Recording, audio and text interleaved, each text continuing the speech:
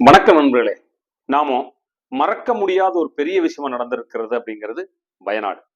வயநாட்டில் நடந்த இந்த மிகப்பெரிய நிலச்சரிவு அப்படிங்கிறது மனிதர்களுக்கு ஒரு எச்சரிக்கையா இருக்குது அப்படிங்கிறது நம்ம எல்லாம் உணர்ந்துக்க வேண்டிய உண்மையான தருணம். ரைட். அப்படி இருக்கக்கூடிய இந்த தருணத்துல அந்த இன்னையோட 7 நாட்கள் ஆச்சு. இன்னைக்கு பாத்தீங்கன்னா பல நூறு பேர்களை நாம தாரவாத்து கொடுத்துருக்குறோம் மண்ணுக்கு. சரி. அப்படி இருக்கக்கூடிய இந்த சூழ்நிலையில நடந்த ஒரு நெகிழ்ச்சியான சம்பவம் தான் இது. என்ன அப்படின்னா, நாம 2020 அட்டப்பாடியில நடந்திருக்கு. எல்லாத்துக்குமே ஞாபகம் இருக்குன்னு நினைக்கிறேன். ஒரு பெண் யானை கருவுற்றிருந்த காலம், மலையில தண்ணியும் உணவும் கிடைக்காதனால அது மக்கள் வாழ்ந்துட்டு இருக்கிற பகுதிக்கு உணவு தேடி நீரை தேடி வருது. அப்படி அது ஊருக்குள்ள சுத்திட்டு இருக்கிற போது சில பேர் அதுக்கு அதை தெரிஞ்சுட்டு சில பேர் உணவுகள் கொடுத்தாங்க. அதை துரத்துறதுக்கான முறையும் பண்ணிட்டு இருந்தாங்க. சரி, அப்படி இருக்கிற காலத்துல ஒரு சில மனித இனம்னா அதை சொல்ல முடியுமா அப்படின்னு தெரியல. அப்படி ஒரு மோசமான ஒரு குணம் உள்ள சில மனிதர்கள் அண்ணாச்சி பழத்துக்குள்ள கண்ணி வெடிய வச்சு அந்த யானைக்கு கொடுத்துட்றாங்க. அந்த யானை தன்னோட பசிக்குத்தான் மக்கள் கொடுக்குறாங்கன்னு நம்பி அதைய வாய்க்குள்ள வைக்குது.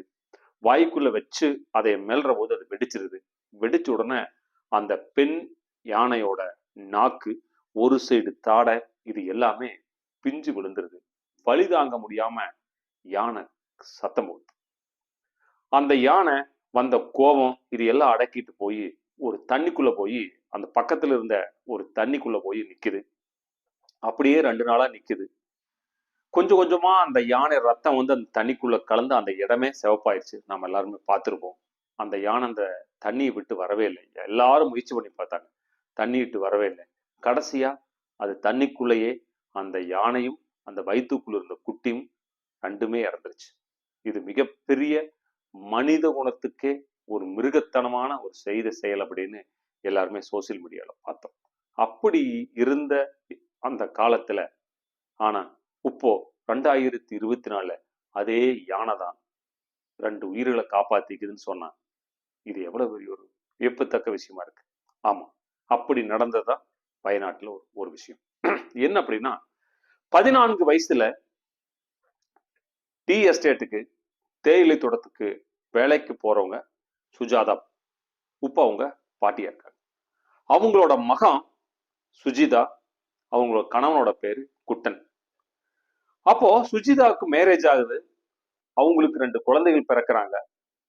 பேரம்பனோட பேரு சூரத், பேத்தியோட பேரு மிருதுலா. இவங்க எல்லாம் அங்க மகிழ்ச்சியா வசிச்சுட்டு இருக்கிற போதுதான் இந்த ஒரு மிகப்பெரிய ஒரு கோர சம்பவம் நடந்திருக்கு. எப்படி நடந்தது அப்படின்னா, அன்னைக்கு அந்த விபத்து நடக்கக்கூடிய 304 இருந்தே சுஜிதா பாட்டினால நல்லா சாப்பிட முடியல, நல்லா தூக்கம் வரல, இயற்கையில வந்து ஏதோ ஒரு பெரிய மாற்றம் நிகழ்ந்துட்டு இருக்குது அப்படின்னு எல்லாத்துக்கூடமும் அவங்க சொல்லியிருக்கிறாங்க. இது வந்து மிகப்பெரிய சங்கட்டமா இருக்குது, பயமா இருக்குதுன்னு எல்லாத்தோட சொல்லியிருக்காங்க. இல்ல சரியாயிரும் அப்படின்னு எல்லாரும் அவங்களுக்கு சமாதானம் கொடுத்துருக்காங்க. அன்னைக்கு போய் நைட்டு எல்லாரும் எப்பொழுதும் போல போய் படுத்திருக்காங்க. ஆனால் அந்த இரவு தான் அவங்க வாழ்க்கையோட கடைசி இரவா இருக்கும் அப்படின்னு யாருமே யோசிச்சு பார்க்க முடியாது. அப்படி அந்த இரவு படுத்து தூங்கிட்டு இருக்கிற போது சுஜிதா பாட்டி வந்து இயற்கை உபாதைக்காக எந்திரிச்சு வந்திருக்காங்க. அப்போ மழை தொடர்ந்து பேஞ்சிட்டு இருந்திருக்குது. வெளியே வந்து பார்த்தா எப்பவும் இல்லாத போல வானம் ஒரு பயங்கரமான இருட்டு, பயங்கரமான காத்து, மழை அப்படின்னு எப்பவும் இல்லாத ஒரு சூழலை, அந்த இயற்கை சூழலை அவங்க பார்த்துருக்குறாங்க. பயந்துட்டு இருந்திருக்காங்க. அவங்க சாப்பிடல அன்னைக்கு நைட்டு. அந்த பயத்தோட வந்து படுக்கிறாங்க பேத்தி மிருதுலா கிட்ட. அப்படி தூங்கிட்டு இருக்கிற போது திடீர்னு ஒரு பெரிய சத்தம். இவங்க தூங்கவே இல்லையாச்சுங்களே, மிகப்பெரிய சத்தம் கேட்குது. அப்படியே என்னமோ மழை சரியற மாதிரி ஒரு அதிர்க்கே அவங்க வீட்டுல ஏற்பட்டுக்குது. உடனே இவங்க எந்திரிச்சிட்டாங்க. இவங்க எந்திரிச்சிட்டு அடுத்தது என்ன நடக்குது அப்படின்னு இவங்க யூகிக்கிறதுக்குள்ளேயே அவங்க வீட்டுல இருக்கக்கூடிய ஒரு பக்கம் சரிஞ்சு கீழே விழுகுது. சரிஞ்சு கீழே விழுந்த உடனே இவங்க அதை சுதாரிச்சுட்டு இவங்க எந்திரிக்கிற போது இவங்க மேல ஒரு மரக்கிளை வந்து விழுகுது. அதைய மரக்கிளையை தள்ளிட்டு எந்திரிக்கிற போது இவங்களால எந்திரிக்கவே முடியல. அவ்வளவு தூரத்துக்கு ரொம்ப அந்த தலையில பட்ட அடி வலிக்குது. ஆனா இன்னொரு பக்கம் பார்த்தா அவங்களோட பேத்தி மிருதுலா வந்து பாட்டி என்னை காப்பாத்து, பாட்டி என்னை காப்பாத்து, பயமா இருக்குது அப்படிங்கிற ஒரு சத்தம் இவங்களுக்கு கேட்குது. இந்த சத்தம் இவங்களுக்கு கேட்டோன்னு இந்த வலி எல்லாமே பறந்து போகுது. உடம்புக்குள்ள அப்படி ஒரு சக்தி அவங்களுக்கு ஏற்படுது. தன்னோட பேத்தியை காப்பாத்திரணும் அப்படிங்கறதுக்காக ஓடி போய் தன்னுடைய பேத்தி மேல ஒரு மரம் விழுந்திருக்குது. தூக்கவே முடியாது அப்படின்னு சொல்றாங்க அந்த மரத்தை. ஆனா தன்னோட பேத்தியை காப்பாற்றணும் அப்படிங்கிற ஒரே இன்டென்சி, அந்த எண்ணம் எனக்கு உறுதியா இருந்தனால அந்த மரத்தை தூக்கி என்னோட பேத்தியை காப்பாத்தி என்னோட மாறு மேல போட்டுட்டேன். போட்டுட்டு நான் திரும்பி சரி என்னோட மருமகள், என்னோட பையன் பேர குழந்தை நான் திரும்பி பார்க்கலாம் அப்படின்னு நான் திரும்பி பார்க்கறேன். என் பையன் படுத்துட்டு இந்த ரூமுக்குள்ள மேல இருந்த கூரை இடிஞ்சு விழுகுது. அப்படியே அது தண்ணி எச்சாகுது, என்னுடைய வீட்டை இழுத்துட்டு போகுது. நான் வந்து என்னோட சமையல் கட்டுக்குள்ள இருந்த ஒரு ஸ்லாப் சந்து மூலியமா நான் வெளியே வந்து என்னோட பேத்தி நாங்க 2 பேரும் வெளியே வந்தோம். நாங்க வெளியே வர்றதுதான் டைமு. நாங்க வெளியே வந்தோடனே எங்க வீட்டை எல்லாமே அடிச்சிட்டு போயிடுச்சு. என்னோட மகள், என்னுடைய பேரன், என் பையன் எல்லாம் என்ன ஆனாங்கன்னு எனக்கு தெரியல அப்படின்ட்டு நம்ம அழுகுறாங்க. அப்போ அந்த அந்த வீட்டுக்குள்ள இருந்து வெளியே வந்து கொஞ்சம் தப்பிச்சு வெளியே வர்றாங்க. வந்து பயங்கரமான சேறு சகதிகள். ஏதோ கைக்கு கிடைச்ச 2 துணி இருந்துக்குது. அந்த துணியை அந்த வீட்டுல மாத்தி இருக்கிறாங்க. அந்த வீட்டுல 2 பேர் இருந்திருக்கிறாங்க. மாத்திட்டு இருக்கிற போது சத்தம் மறுபடியும் அதிகமாகுது. இந்த அம்மாவுக்கு ஏதோ ஒரு தவறு நடக்குது அப்படின்னு யூகிக்கிறக்குள்ளேயே மறுபடியும் அவங்க போய் இருந்த அந்த வீட்டையும் அந்த நிலைச்சரிவு தாக்குது. அப்ப அந்த வீடு ஒரு பக்கமா சரியுது. சரியிற போது தன்னுடைய பேத்தி மிருதுலாவ சுஜிதா பாட்டி கையில தூக்கிட்டு 2 பேரும் வீட்டை விட்டு வெளியே வர்றாங்க. வெளியே வந்து கால் வச்சா மிகப்பெரிய சேறு சகதி. அந்த சேறு சகதிக்குள்ள விழுகிறாங்க. இருந்தாலும் தன்னுடைய பேத்தியோட கையை விடவே இல்லை. அந்த பேத்தியும் பாட்டியை நல்லா பிடிச்சிட்டாங்க. அதுக்கப்புறம் அந்த பேத்தி எடுத்து தன்னோட தோல் மேல போட்டு அந்த சேத்துக்குள்ளேயே மெதுவா முட்டிங்கால் போட்டு அப்படியே தவழ்ந்து வராங்க. அப்ப தண்ணி வந்துருச்சு. தண்ணி வந்து இவங்க அடிச்சோடனே அந்த தேயிலை தோட்டத்தில் இருக்கிற நீச்சல் தெரிஞ்சனால அந்த தண்ணி வந்த உடனே அந்த தண்ணியில நீச்சல் அடிச்சு அதோட ஒரு ஓரத்துக்கு வந்துடுறாங்க. இனி அவங்க பார்த்துருக்காங்க, நிலம் சரிஞ்சுட்டே இருந்துக்குது. நீ இங்க இருந்தா பிரச்சனை, நம்ம எஸ்டேட்டுக்குள்ள போயிடலாம் அப்படின்னு அந்த எஸ்டேட்டுக்குள்ள தன்னுடைய பேத்தி மிருதுலாவை கூட்டிட்டு வேகமா இவங்க நடக்கிறாங்க. மழை அதிகமா பெய்யுது. இவங்க அந்த கீழே அந்த மரம் வந்து இவங்க தலையில விழுந்தது. அதுக்கப்புறம் அந்த சேத்து சாதிக்குள்ள சிக்கின அந்த உடம்பு வலி பெயின் இத்தனைகள் இருந்தாலும் தன்னுடைய பேத்தியை காப்பாத்திரணும் அப்படிங்கிற ஒரே இன்டென்சிவ், ஒரே எண்ணத்துல அந்த பேத்தியை கூப்பிட்டு அந்த மலையில கொஞ்சம் கொஞ்சமா அந்த எஸ்டேட்டுக்குள்ள ஏறுறாங்க. திரும்பி பாக்குறாங்க. இவங்க வீடு, தன் தன் கூட 14 வருஷத்துல வந்த பாட்டி இப்ப நீரோடு பாத்தீங்கன்னா ஒரு 55 வருஷம். அப்ப நீரோடு பாருங்க, ஒரு 40 வருஷம் தன்னோட குடும்பமா இருந்த அந்த உறவுகள் எல்லாமே தண்ணியில போகுது. அந்த சேறு அடிச்சுட்டு போகுது, காட்டாற்று வெள்ளம் கொண்டு போகுது, நிலச்சரிவு இழுத்துட்டு போகுது அப்படிங்கிறத பார்த்தோன்னே இந்த அம்மாவுக்கு அப்படியே ஒவ்வொரு நிமிடம் அந்த இதயம் நின்று துடிச்சுக்குது.